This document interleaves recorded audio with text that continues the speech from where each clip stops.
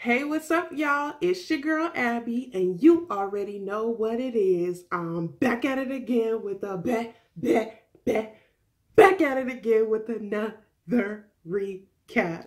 Y'all, we have made it to week 6. It was an entire ass mess. So many people went home, and you already know I have a lot of thoughts. So if you want to hear more, you already know what you got to do.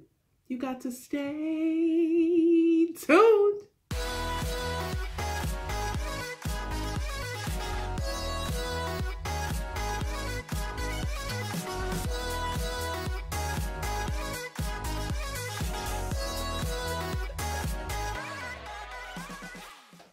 Hey, what's up, y'all? And welcome back to my channel.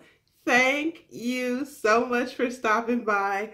I apologize already because I know this recap is late, but y'all know if you were on my live stream this week that it was a whole lot.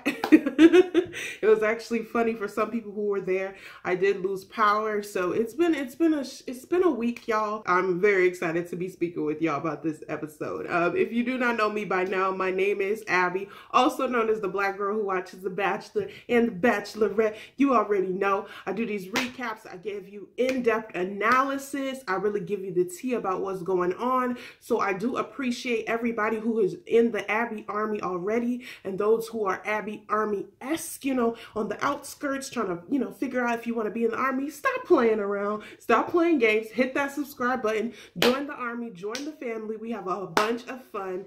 And I just super duper appreciate if you have comments, if you have questions, leave them down below.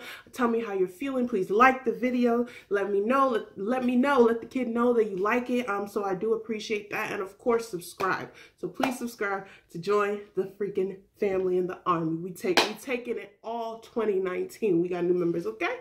What's good? The theme of this week is bloodbath. A bunch of women went home. Colton was not playing around. Girls were doing the absolute most and being very shady and petty. And I was at home like, what is going on? It's a lot. So theme of this week is it's a lot and it's a bloodbath, okay? So we begin the episode and we left off where we were last week. And we know we were at the rose ceremony. Nicole and Onyeka were fighting. I actually predicted at the end of my last recap that either Onyeka will go home and then Nicole, or they would both go home. And so we get through this rose ceremony and there's one rose left. And I believe it goes to Sydney. And so that leaves Onyeka and Nicole leaving. Now, Onyeka doesn't look too shocked. She gets, you know, she gives all of her hugs to the women, goes to Colton, wishes him luck, blah, blah, blah. And then when she's doing her exit interview, she's talking about how she's sad that he didn't get to really get to know her, which I don't buy. I don't buy it. I feel like she was like, I'm here to have fun, be funny, and she accomplished that. Depending on how you feel about her, maybe maybe she didn't. But I think Onyeka was not here like thinking she was gonna win. So she's okay with that. But the second thing she does say is she's glad that she didn't lose to Nicole. So she's basically saying that as long as she went home on the same day as Nicole, she Gucci. All right, sis, go ahead. And Nicole comes out and she is a whole ass mess. Like, she is literally crying like her husband just asked for a divorce. I'm like, Nicole. Going into the first couple of episodes, I really saw Nicole as the commentator, the funny one, and she's just kind of going out really emotional, letting things get to her, and it just kind of made me not as interested in her, unfortunately. And I just hope that once she left the show, she snapped back into the real world and realized, like, it's really not this serious. I don't think it was a bullying situation. I'm so sorry that you felt that it was. But, you know, I just really wish you would have handled yourself a different way, because you came into me as the funny one who I thought would just leave like a boss, and you leaving crying. Like, what? We have lost 2 of our own, so of course this is not good for me. We still got our Rotasia in the mix. We still got Katie in the mix. So we are hoping that they hold it down for the black girls at this point. It's not looking too good for us, y'all. Now we are at the beginning of the actual freaking episode that it should have been, and they announced that they are doing a location change to Vietnam. Like, Y'all, if I was Becca, I'm producers. Hello? Excuse me? Yeah, last season, remember when I was the Bachelor? Remember last season when y'all took me to Richmond, Virginia? You recall? You recall? Run me my motherfucking flight tickets. Me and Garrett trying to go on a trip. What's up? What do you mean? You know exactly who's calling. Mike Flights, don't play with me. You know exact. Hello? Hello? Yeah, break. Did this man just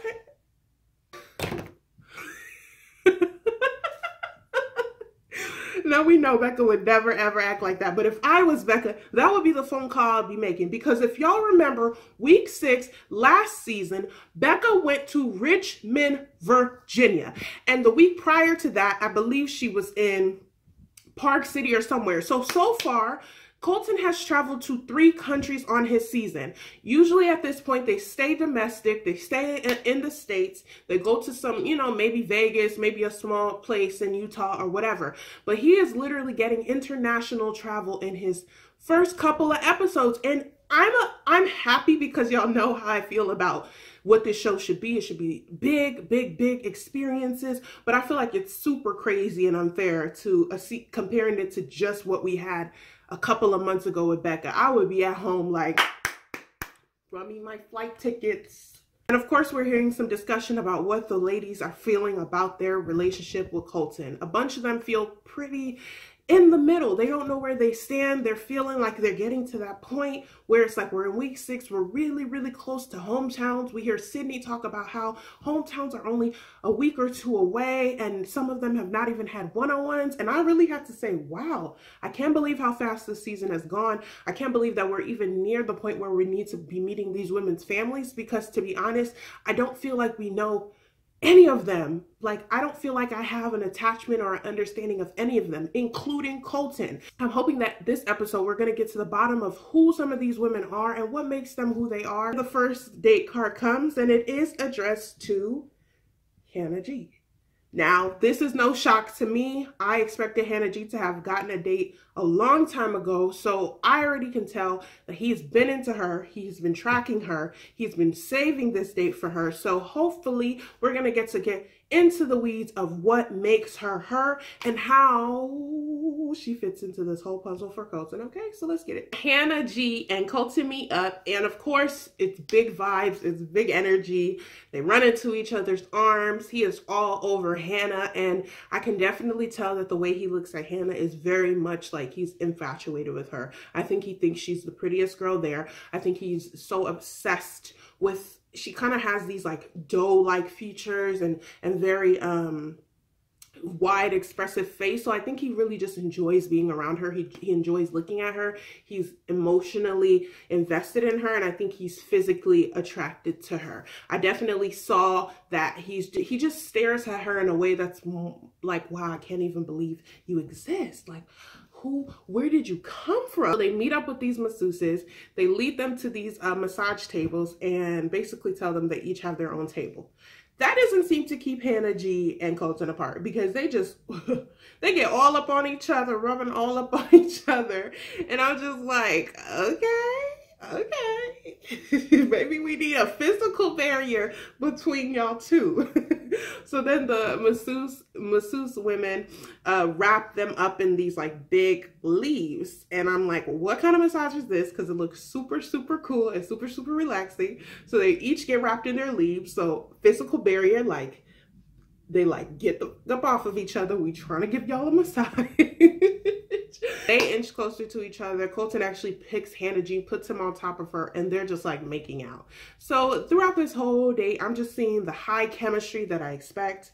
I'm seeing a little bit of chemistry that maybe rivals closest to Cassie. I think the other connections don't really get this explosive, but I do think that he has both an explosive chemistry with Hannah G, and also a feeling of like, I can't believe you're here, like an awe feeling about her. And I think that really bodes well for a show like this. You want the lead to really look at you like, I can't believe you're here, and also to have a chemistry that continues to make them want to be around you. And I think Hannah G at this point is exuding both of those. Somehow, there's always a hot tub somewhere on an outdoor date. I don't know how they finesse it. Country to country, they got a supplier for fireworks and hot tubs. But instead of hot tub right now, they got them in a mud bath. So I'm like, at least some producer decided to switch it up. Something. We needed a change of something. I'm thankful for that. Y'all already know what's going on. She's on top of him. She's all over him, rubbing his body, yaddy, yaddy, okay? And he is all over her, hands all over her. And I'm just like, at this point, I get it.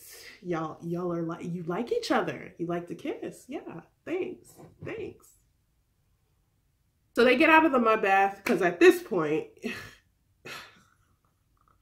we needed a scene change because we weren't getting any dialogue. Like, so they go and they get into this standing shower, and this is actually a scene that they used in the previews. And I'm just like, the freaking shower is pouring on them, and they are just all over each other. Like, I cannot say it enough. I cannot say it enough. Hannah is on top of him. He is trying to hold it in. Okay, get it. Yeah. I'm seeing Hannah G and Cassie continuously proving that Colton, when with the right girl, Colton could give off that energy, that sexual energy, that infatuation. Sis, you got him on lock. We are back at the hotel room with the women. We see Cassie and Kaylin having a conversation. Now, Kaylin is basically talking about Hannah G, and she's saying how she doesn't feel like she understands who Hannah G is. She can't tell if Hannah G is like hiding behind her beauty, or she's probably gotten through life easily with her beauty, and like basically saying she doesn't feel like she has connected with Hannah G or gotten to understand who she is. And of course, y'all, we don't get as much insight into this because they only show us these little conversations. But from what I can really understand of what they've shown so far, I haven't gotten that from any of these women. And so I was a little irritated when Kaylin was saying this because it's pretty ironic. Kaylin is a pageant girl. She's a pageant girl winner. And she has, to me, been cutesy and has been very formulated and has revealed some very personal things that I credited her for and thought was very genuine. But I have to just say that there's something about Kaylin that seems very calculated. And I'm not going to say she was jealous in this moment because I don't think that's what it was. I think that she was almost like seeing that Hannah G is a front runner and was like, okay, you're like you're the most popular girl in school and you don't want to be friends with me. Like, oh no, I need to know all of the cool girls. I need to be in the circle too. I think she feels a little bit disconnected or detached from Hannah G and feels like maybe Hannah G has not let her in and therefore she must not be here for the real. You know what I'm saying? I don't know. Something about that, I was just like, Kaylin, like, and just because she doesn't want to be friends with you, that doesn't mean that she's not genuine. I don't know either of you, but that's how it came off to me. Now we're back on the date with Hannah and Colton, and they are on their dinner date part. Now, they are having a really intimate conversation, and Hannah G at this point starts telling Colton that she has a difficult time opening up. She knows that she doesn't really know how to let people in, and she gets into the reason why that is. And she says it's because when she was younger, her parents got a divorce, and once that divorce happened, it kind of jaded the way she looks at a family unit. She always saw her dad and her mom as a family, how they worked as a family, and when that divorce happened, she felt like, what does it even mean to be a family? What does it even mean to maintain like a love? And it really made her closed off, and it made it more difficult for her to share her experiences and share who she is, because I got from that she feels like something like that could happen to her, that she could fall in love with somebody, that she could get married to that person, and then a divorce could happen, and it entirely changes how you look at what love means. And I thought this was very vulnerable. I feel like Hannah G in this moment was being very sincere. And I think that that's something that a lot of divorcee kids face and see. And I felt like she was almost like trying to hold back herself from Colton, because she doesn't want to get invested in him and then have him not pick her. She is the first impression rose. She is doing well. She knows she's, you know, maintaining something with him, but it's week 6 and she's just getting her first one-on-one. She's just getting some time to really delve into the personal issues with him, and then she has a guy who's basically asking her to open up and to tell me more and to let me into who you are. And I think she's seeing it for what it is. She came on the show. She hasn't gotten as much exposure and time with him, and she's trying to be protective of who she is. Colton tries to really alleviate some of those fears by using this as a moment to try to connect with her. He tells her about how his parents actually got divorced. I've gone through something similar, but I don't want you to hold back. He gives her some reassurance and says, you have made it this far for a reason. I see who you are. I really enjoy learning who you are. And I feel so connected to you. And I don't want you to coil up into your shell and to keep yourself from opening up. I want to know everything there is to know about you. He then goes on to say, I want you to see me as a shoulder to lean on, a place to laugh with, and a shoulder to cry on. And I was just like, if there was anything he said so far that was emotionally invested, this will be the first time I'm hearing it. This to me is sounding like vows. Like he's basically giving her the ultimate amount of reassurance. He's telling her, when you feel any type of emotion, I will be a support system there for you. And it's not something that's close to like, oh, I will be a friend to you. It's like, I will be there for you. So of course, after all of this emotional conversation happens, Colton looks more invested than ever. He picks up that rose and he tells her again that she reminds him of home. She reminds him whatever the heck that means. Basically saying, to me, I think that means she reminds him of what's comfortable and maybe what he grew up around and what he seeks out. And when you think of home, it is always the place of, or hopefully the place of comfort. So I think that's what he's saying. And he says it again, giving her this rose. Of course she accepts. And y'all, at this point, Hannah G is making it to the end. Mark my motherfucking words, okay? Another date card has arrived. Now we're hearing some feedback and some concerns from Sydney, Katie, and Demi. All of them are feeling like they haven't gotten one-on-one time. They need that time to feel more secure in their relationship. They feel like they've been getting little reassurances here and there from Colton, but they are like, we see potential with this man. And if we're not getting the one-on-one time, where does that leave our relationship? I'm definitely feeling how they're feeling, but I think some of them, they just need to kind of recognize the signs and the symptoms of what's going on. Demi, I was a little shocked that she even expected a date at this point. I thought that Demi was always kind of playing the bad girl role, playing the game, and we're seeing her be a little bit frustrated and emotional that she hasn't gotten a one-on-one when I don't think they've had chemistry that bodes for a one-on-one.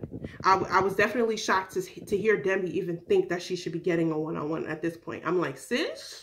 You've been the funny, bad, ooh, I got a girl out the house, bossed up, and now you're getting all upset because you're not getting a one-on-one date. Sis, the signs were not there to begin with. No tea, shade. And it is a group date, and everyone will be on this group date. But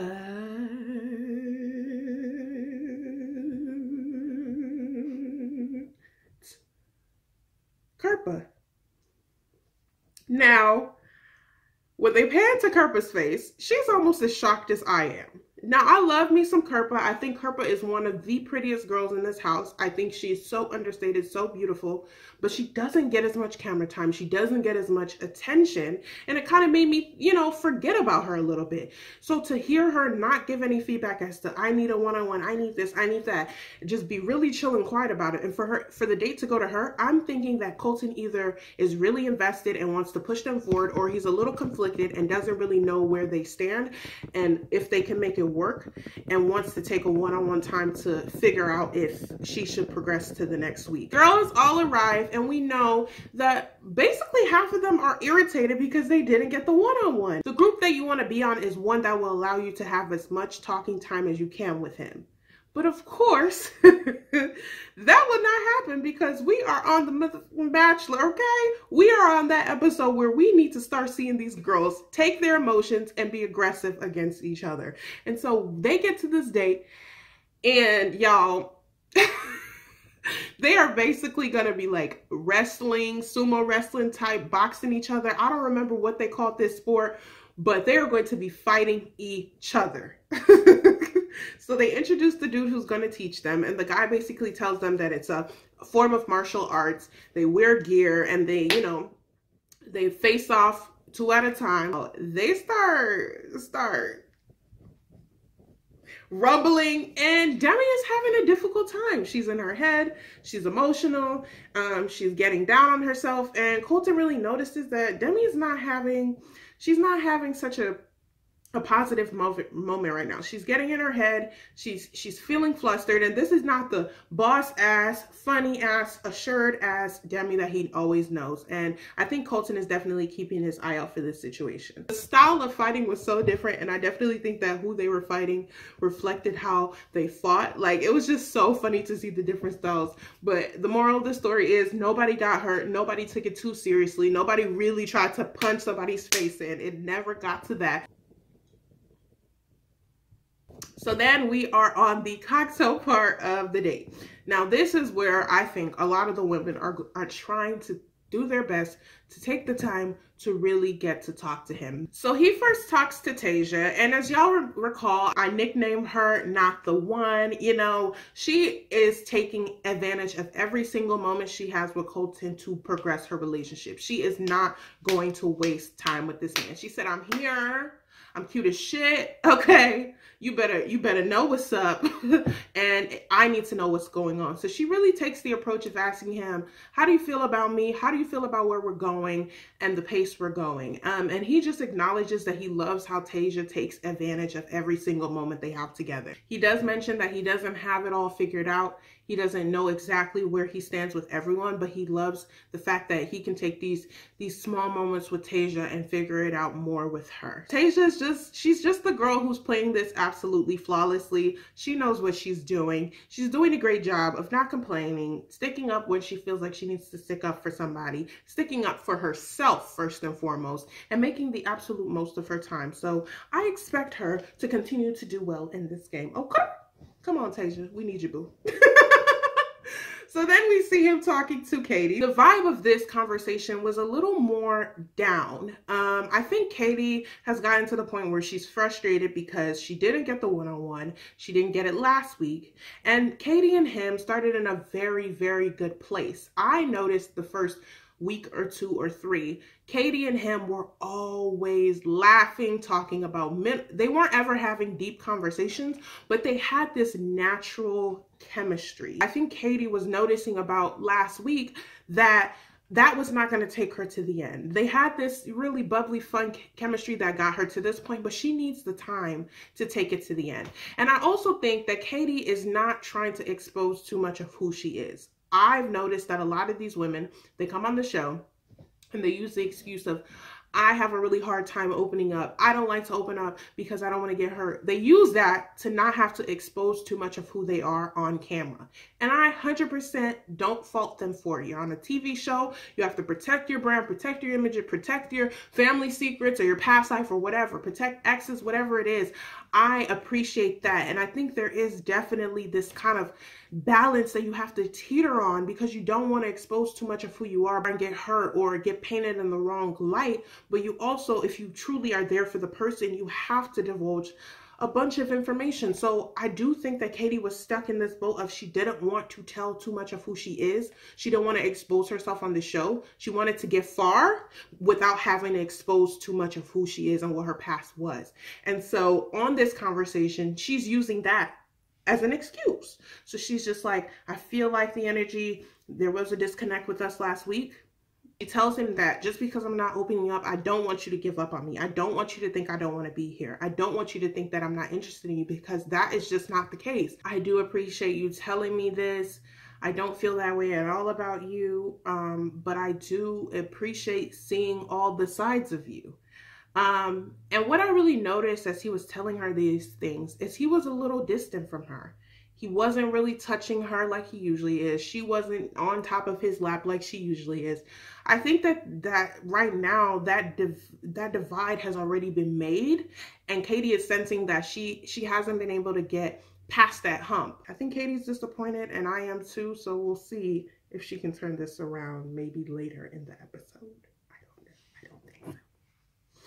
So then he progresses and he talks with Sydney. Now, Sydney is another one of the ones who has been having a hard time with this. She, again, hates the fact that she didn't get a date this week. And she feels like she is ready for him. She is ready to fall in love. She's ready to get married. She's ready to have something serious. But she is not ready to compromise having time with him to do it. She's not ready to send him and bring him home to the family if they haven't even had one-on-one time to figure out where they are. We are going to get to the bottom of this, sir.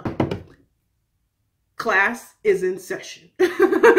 Kind of wondering, how did I get to this place if I haven't been able to have a one-on-one time? Like, can you see things progressing with us? Like, do you see a potential with us? And Colton answers with yes. He says, I brought you this far for a reason. I understand your frustration. I remember being on the other side, but it's just so hard to kind of pick dates, and you're just trying to pick based on what you think, and it doesn't mean that you want to neglect the other relationships. And he tells her that he really feels like theirs deserves a fair shot. He clearly has her in this week for a reason. And I think Sydney, you see the wheels still turning.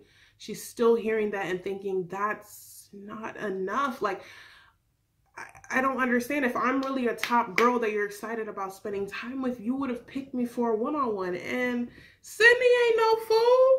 Sydney hears what's going on. She has that like doubt in her gut, in her intuition, and it's telling her that she's low on the totem pole, that she's not, you know, his top girl, and it's not sitting right with her. She doesn't feel comfortable being pulled along when she knows what's gonna happen. The inevitable will happen. She'll get sent home, and she's at this point getting tired of being tired of being overlooked and not having an explanation as to why she's still there. And that's the reality. We know that there's at this point some girls who are there because it's fun, or they're interested, or they're curious, but they're not invested. And I think she notices that Colton is not invested in her, and even though he's saying he wants to give their relationship a fair shot, she is skeptical. Now he pulls Demi to the side, and Demi again has been having a really rough day. She's been having a really rough week.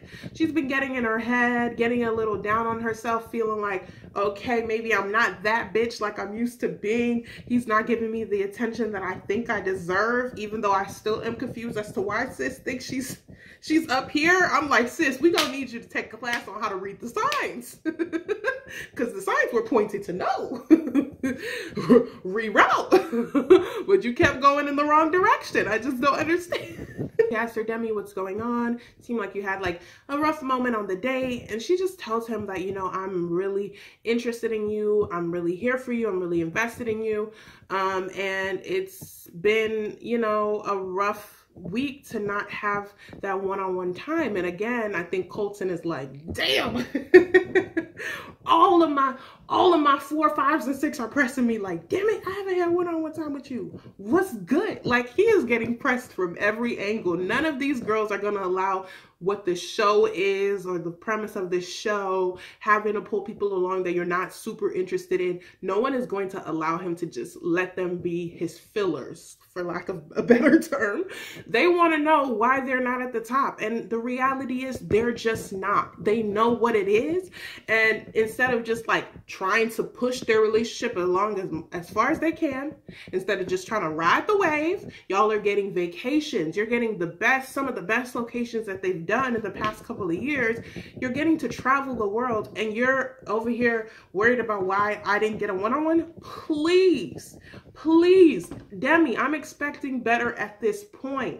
Play the game. It's not that serious. At this point, I'm expecting her to just be like, you know, I know what it is, but we in Vietnam, okay? Let's go get a massage. Let's get in the pool. Like, have fun with it. And maybe it's just because a lot of these girls are genuinely here for him. They're genuinely here to fall in love. And maybe they're realizing that that's not going to happen, and they would rather leave. They would rather press him and risk the potential of him sending them home than just play along and be pulled along and play the game. And it's respectable. I definitely respect it, but I do think that the ones who feel that should just ride the wave, go to Vietnam, maybe end up in Paris, end up in South Africa, and end up in Spain. You will get to go to all of these places for as long as the ride will take you. But I guess they tired, they through. And I swear these physical dates always bring out that kind of energy. I'm like, every time they do a physical date, things start falling apart. Y'all need a drink for real. So damn stressed. Her mom is out of prison, and that she would like to call her mom with him for the first time. And he was just like, okay, sure. As the phone is ringing, she goes, my mom's name is Tina, okay? Like, he doesn't know anything about your family. He doesn't know anything about your mom besides the fact that she went to jail for embezzlement or fraud. And you're literally having to feed him what her name is 2 seconds before she answers the phone call. I'm just like, why? Sometimes they just do a little too much for the show. Hey mom, I'm here with Colton, and da-da-da, guess where we are? And oh, we're in Vietnam. And the mom is like, oh my God, really? And then Colton tells her mom that she raised a fine woman. And I was just like, okay, Colton. I definitely got a little insight into how he could kind of finesse. I think that's a really sweet thing to say, you know, getting good graces with the parents. I definitely felt that moment. And then Demi continues the conversation, asking her mom how she's doing. Her mom really says she's staying out of trouble. And Demi goes on to say, good girl, I hope you're being a good girl. And I was just like, huh? Woo! Woo! Woo, my heart started racing when I heard that. I said, my body got an immediate, like, negative reaction. I said, good girl to your mother? Are you your mom the one who pushed you out, that birthed you? Oh my God. Y'all, I'm sure a lot of people can relate to this, but I was like, if I ever call my mom girl, do I look like one of your little friends? Like, or if she African, if she Nigerian, do I look like your age mates? Are you stupid? I was getting instant like shivers, like, oh, don't say that, don't get slapped. I was like, that could never ever fly from y'all. I was about to say some girl. Oh, baby, no, I would never try that nonsense. Ooh, okay, well, okay, sis. All right, sis, girl. Cassie is somehow in a bed with him. I mean, at this point, every time they have a time together, they are in the bed. They have so much freaking sexual attraction, energy, physicality that it's crazy.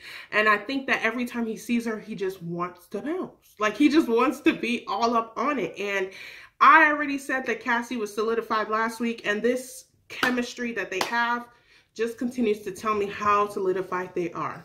I am, again, disappointed that we're not getting to hear any heart-to-heart conversations they're having, because it just feels like I don't really understand who Cassie is. All we're really seeing is the physicality, and it's disappointing, but I do know that she's gonna continue to make it far. Sydney is talking to some of the girls, and she's expressing her frustration with how she's feeling and the conversation and answers she got with Colton in her one-on-one time. She just doesn't feel settled about it. She's telling Tasia that I just don't understand. I feel like a lot of these women here are not really ready, and here I am ready, and I'm being overlooked, and I'm getting told that I'm here for a reason, but it doesn't feel like I'm being treated like there's a reason. So she's just getting to that point where she's like, I'm not willing to compromise what I need in a relationship and the attention that I need to continue to be in this house with these women that I do not feel are here for him, to be overlooked, and then to just be pulled along as if I'm not a boss ass queen that I am. So I think at this point, Sydney is fed the F up, and she is ready to go tell Colton that I think it's time for me to bounce. So she finds Colton again. They have a seat, and Sydney just basically asks him straight up again, do you see getting there with me? Why am I still here? I need an answer once and for all. And he just, again, feeds her the same stuff he was saying before. I want to give us a shot. I want to try things with us. You're here for a reason. And she just basically is like, you know what, Colton, I can't, in good faith, continue to have this, relationship with you without getting time, without getting into the bottom of things. I want to be able to have time to tell you some personal things about me. I don't feel like this is the right setting to do that. And I've continuously been on group dates, and it just doesn't feel like I am ready or I am viewed as someone who you could see yourself with. And for that reason, I just don't think in good faith that I can continue in this journey with you. And she really tells him, I appreciate you bringing me this far. I appreciate the time, but I think it's time for me to go home. He's looking disappointed because this is the second time that someone has sent themselves home on this show. That doesn't happen too often. And I think every time it does happen, it makes the lead's ego be slashed down just a notch, because they feel like, why do these girls or guys feel like they can send themselves home? Am I not the prize that I think I am? And am I not the one? When you're in that lead position, you're hyped up to an extent, and that you're gonna drive this thing, and what you say goes, that type of thing. And I think his ego is definitely getting into his head, where he's just like, why do these girls keep leaving me? She's also saying how, oh, you need to watch out for some of the girls in the house and don't focus on shiny objects. And so this is the second time that a girl who is leaving is saying that there's some people in the house who are not being genuine, and I'm being overlooked with all of these other people. He's again getting into this fear that he has of like getting to the end with somebody who is here to finesse and finesse, be on the show to finesse. And y'all already know, I said he did the exact same thing when he came on Becca's season, and he might have caught some little feelings for Becca, but his real intention was to get there and to make it work for him. And he made it this far. He's become the Bachelor, and now I think he's truly and genuinely afraid that he is going to pick someone who is going to be there, who was there for the finesse and not for him. He walks Sydney out, and as they're walking out again, she warns him that please, go after what you came for. Do not be distracted by shiny objects. I saw this episode, she was taking advantage and saying, you know what? I know what I deserve, and it's not this. I know what attention I deserve, and I'm not getting it. And even though it would be better for me to continue to push myself through the show to get more attention on TV, I'm just not going to be subjected to being sent home when I could do it on my terms. And I'm going to be in control of this situation. So I definitely thought that it was a boss move. It was a really boss move. It was a genuine ass move. She gave him genuine ass advice, and she left in a way that makes you think, wow, I respect her a lot. I think she definitely rivaled a little bit of that like Andy. And I'm wondering if Sydney could be in talks for maybe a lead position. I don't think she made too much of a wave, but the way she left is definitely getting some eyes on her. And I'm definitely like, go ahead, girl, do the damn thing. Okay, you know you got something out there better for you, boo. And you know it's not gonna come out. Girl, dodge that bullet. Dodge it. He comes back to the cocktail table, and he tells the women that Sydney has just left. He just sent Sydney home, and I was a little irritated because I thought he was going to try to finesse it and say that he sent Sydney home. I was like, don't even play Sydney like that. You know exactly what happened, okay? And so he makes sure to redirect and say that Sydney sent herself home. He does pick up the group date rose and say that the rose is going to someone who he feels always takes the time to progress their relationship and to do whatever it takes to move that connection forward, and shows him that he's special. And so he gives the rose to Tasia. So Tasia, again, is secure in this game. I'm very, very excited. I do think that Tasia is doing everything that it takes to make sure that she has a spot in this, and I absolutely respect the hustle, and she absolutely deserved that rose. Go ahead, sis.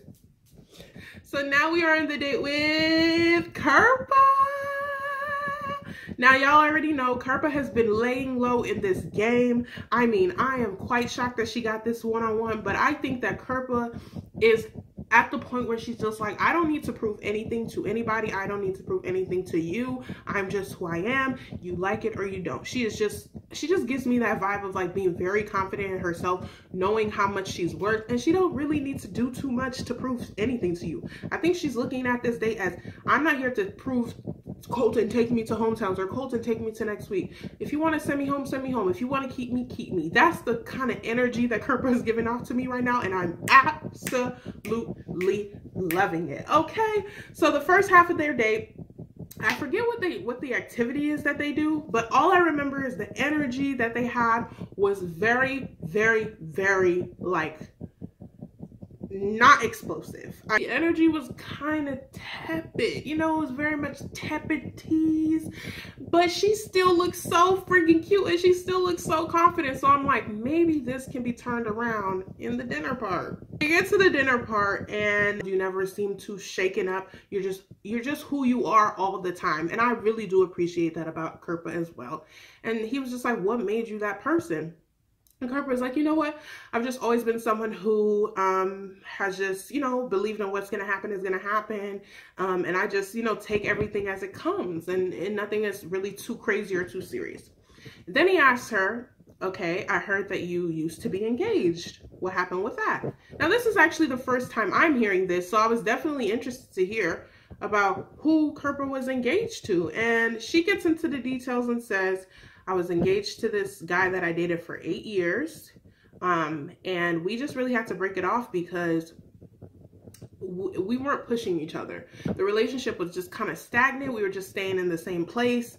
And I just felt like I didn't want to go into a marriage with somebody who we had already gotten to the place where we felt like we knew everything, and we felt like we were just where we were with each other, and it just wasn't good for the both of us. So I do think she alluded to the fact that she ended the relationship and that her ex-fiance didn't take it so well. But she felt like that was the best thing to do for the both of them. And now they're both happy and doing well and blah, blah, blah, blah, right?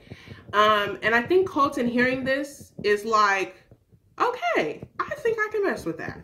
I would rather someone be upfront and honest, break something off if they don't feel it with me, than to pull me along, have us get married, have us, you know, fail in the end when they saw these signs from the jump. So I do think that he appreciates Kirpa's honesty. He appreciates Kirpa's openness and quiet confidence. And even though his ego wants her to be all over him, I think that his heart and the person who's actually genuinely looking for someone in here, and after hearing all the concerns that the ladies who've left have told him, I think his heart in this moment is more happy with the fact that Kirpa is being genuine and honest, and she's not forcing any connection just to force a connection to get further. You know what I'm saying?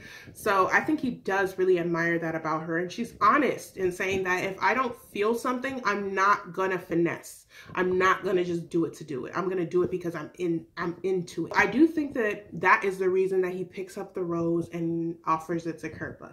Now, I wouldn't say I was shocked that she got a rose, but based on the first half of the day, I was nervous that she wasn't going to get a rose because the chemistry was so, you know, off. But I do think that she got this rose because she is showing that she is a genuine person. I'm genuinely so interested in her, and I'm genuinely such a fan of her because of the way she's carrying herself. I think it was really cool, really incredible, and it was really cool to hear her just I'm just me, and if you like me, cool. If you don't, I'm ready to go. Like, I'm not here for all of this. The rose was well deserved. Do I think that she'll make it to the end?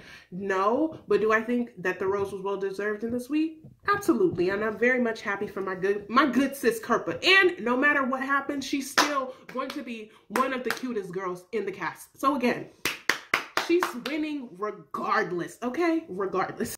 We're back at the hotel room, and Demi has decided that she is going to take it in her own hands to go talk to Colton. She is tired of being overlooked. She didn't get a one-on-one. She is going to go try to get some action, some time with him, and some action, okay? So Demi gets her hair together, honey. She gets all curled up and cute, and she goes to Colton's hotel. Colton, I'm really interested in you. I feel like we have something good going. It sucks that we haven't gotten any one-on-one time, but I just needed to take the opportunity and the initiatives to come find you so we can have time together. Now, I'm thinking, okay, Demi, we going in the right direction. We in a solid position right now. But then Demi continues to say, I really like you, and I'm actually falling in love with you. And that's when I was just like, that's exactly how I thought. You know, Demi, he does not feel this way. And you telling this man, you know exactly what's about to happen right now. But you playing games. Colton looks at her and he's just like, okay. I see that he's trying to find a nice way to say to her, ooh, I don't feel the same way. And so he just starts to tell Demi, I'm really glad you said that. I'm happy that you came over here to tell me that. I appreciate it. But now that hearing you say that you're falling in love with me, I think it makes me realize that I don't think that I can get there with you. And I don't think I'll be able to feel the same way about you. But don't fret. I'm really thankful that you feel that way about me. So with that being said, I do think it's better if you go home. Demi is just like, huh? I think Demi knew this was coming. I can only hope that Demi knew this was coming. I think that this is somebody who was playing the game so flawlessly so far, besides the fact when she went after Courtney. You know I was not feeling that. But I do think that she knew that this was a big risk to her game, and I was actually quite shocked that she took this approach to go tell him that on this private time when it wasn't solicited by him. And so him telling her that, I think she's definitely just disappointed. Like, damn it, I was really hoping that me taking this time out will progress me to that 1 week that I need to get to, and instead I chose the wrong words. I told him a little too quickly. The game plan kind of shifted, and I told him I was falling in love with him because I thought that that would secure my spot. And it didn't. It really backfired. I don't think she was actually falling for him. I think Demi has been playing this game. She knew exactly what she needed to say and do. She studied the formula, and it just so happened that he was not there with her. She was definitely misreading a lot of the signals. He's been sending signals that he's not interested in Demi for quite a long time. He does not really like the way that she's overly physical and very sexually aggressive towards him and comes on to him too strong. He doesn't like that, and he said continuously that he doesn't like that, but for some reason she's missed those signals, and now she took the formula that sometimes works by saying, I'm falling for you, hoping to get another week out of this experience, and it backfired on her. She's taking it on the chin right now. She says, thank you for being honest with me, because she knows what it is. Just leave gracefully, sis. Don't do the most. Don't try to beg for another week. And she just tells him again that there are some really good girls left, but again, be wary of the pack. Not all of them are that great. There are some girls that you need to watch out for, and just leaves him with that. Now, she starts walking back to her hotel room, and she tells the girls that she's leaving. Now, I've never actually seen them allow them to like have this long of a goodbye, but she's hugging Hannah D, she's hugging Hannah B, she's hugging all of the girls, crying with them. I'm like, damn, I would much rather leave The Bachelor like this. Shit, try to send yourself home. You get to say bye to everybody. I loved that. I think I would be, if I was ever on the show, I'd be trying to leave like that too. Like, you get to say yo goodbye, you get to leave on your own terms. You don't get to like be called out in front of everybody. Like, it's kind of low-key kind of cool. And so Demi kind of, you know, gets a pretty cool exit, tells the girls that she's going home. You know, they're fake crying with her. Oh my God, you know, when you go home to that. All right, sis. Sure. You're happy you're getting to the next week. Let's be clear and let's be real. Then we pan back to Colton, who is looking pretty shaken up. And I think at this point, he's not shaking up about the fact that he just sent Demi home. He's shaken up that this is the third girl who has told him, beware of some of the girls in the house. He's not liking this. He's not liking it at all. And I think he's starting to be concerned that are these women who are telling me to watch out for some of the girls? Are any of these girls Hannah G? Is it Cassie? Is it Kaylin? Is it Hannah B? Is it some of the girls that I'm very much interested in? Because that would suck. I think he would not give a damn if it was one of the girls he's not into, but he's scared. He's terrified of one of his top 2 or 3 girls being here for the wrong reasons or being here to do the Colton finesse. You get what I'm saying? Like he's very afraid of that happening to him, and I think he's starting to take it to heart. We are finally at the end of the episode. Whew, Lord, it's been a long episode. We have already lost. Let's do a running count, y'all. 4 women. 4 women we have lost in one episode, and we are getting a rose ceremony, so we have the potential to lose 1 or a few more, and it's just crazy. This episode has so far been a bloodbath. Chris Harrison comes out, asks them how they're all doing. They basically, oh, we're doing fine, and he lets them know that the cocktail party will be canceled and that Colton knows what he wants to do.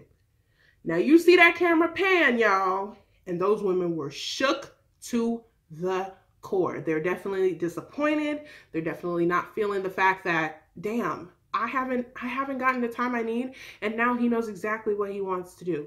They're hoping that all of the energy and all of the women who have gone home haven't affected how he feels, but they're seeing that Colton has been, you know, taking it to heart. So they're really hoping that whatever his decision is, that they make it to the next week to get to prove to him that whoever they are there for the right reasons. And we'll just have to see about that one. We see the women line up, and Colton starts telling them that, you know, we've lost a few girls this week, and he is a little bit concerned about what they've told him, and he's just really hoping that all of the girls who are left are ready and willing and open to having a relationship with him and being there to get to know him better, and that he likes everybody in this room, but it's just a matter of like who he can see it with the most.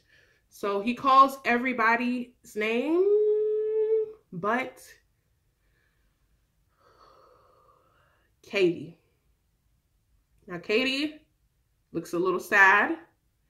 I don't think she looks like shocked, because I think she did feel that it was coming. I think she knew that she was gonna have to give up a little bit more of her heart. She was gonna have to open up a little bit more if she was gonna make it to the next week, and she wasn't willing to do that. And so I think she felt like it was coming. But I do think that it's unfortunate, because I did see a natural chemistry between the two of them. But I don't want my good sis with him anyway, so I'm not too hurt. But I think for the premise of the show, I would have liked to see a little bit more of her. But you know, it was her time. And she lets him know again, watch out for these motherfuckers. Watch out for these motherfuckers. This is gonna be some mess. Another girl has told him, you sending all the good ones home, sir. Your spirit of discernment is off, but you didn't hear from me. That's tea. His alerts are up. His alerts are up. And you want to know what that means, y'all? I smell offense coming. I smell offense coming. I can feel it. Colton is getting ready to jump a fence, y'all. He is tired. I think the next episode is going to be so much drama. I think that he's going to ask all of them who is here for me and who's not, straight up, as I think he should, and he needs to look into all of their eyes and figure out if they really are interested in him. I really have had a hard time seeing any emotional connection. We've gotten some great moments with the physicality, but I think a lot of these girls really truly are not interested in him, and I don't know what it is. I don't know if it's because he hasn't talked too much about himself, if it's because all we really know about him is that he's a virgin, but I have yet to see him tell us who he is or uncover who he is. I still feel like I'm just watching a facade. I'm watching someone who has built up this image that he has wanted all of his life. He's gotten to the position where he's looked at as a sexy type of person, and he's gotten cute, and he has women after him, and he just feels like that's enough. And it's not for me, and it's not for a lot of these women. And I think a lot of them they're not connecting with him here, and that is what's causing them to just be there to play the game or remove themselves from the game because they would rather just not play at all. And so I think that if Colton doesn't want to end up with somebody who is not interested in him, he doesn't want to end up with, you know, people continuing to leave this season, he needs to start opening up on these dates. He needs to stop just saying the right thing at the right time, being given the cute little charming smile. He needs to show these girls why they should be here for him as well. It's not just a one-sided thing. And yeah, if he doesn't, I see him getting frustrated. I see him pressing the women, and I see him jumping a fence soon. And I'm so excited. That is the end of my recap, y'all. If you've made it this far, you already know you are the MVP. You are a part of the army, the gang, gang, gang, the squad, squad, squad. Thank you so much for supporting me. I truly, truly appreciate it. Y'all, let me know what you think in the comments. Who do you think pushes Colton over that fence? Do you think that this bloodbath of an episode, we lost 5 people? Do you think those were the right 5 people? If not, who should have been in their place? Let me know in the comments. I love to continue the conversation. If you want to find me on social media, please use my hashtag BGwwTB.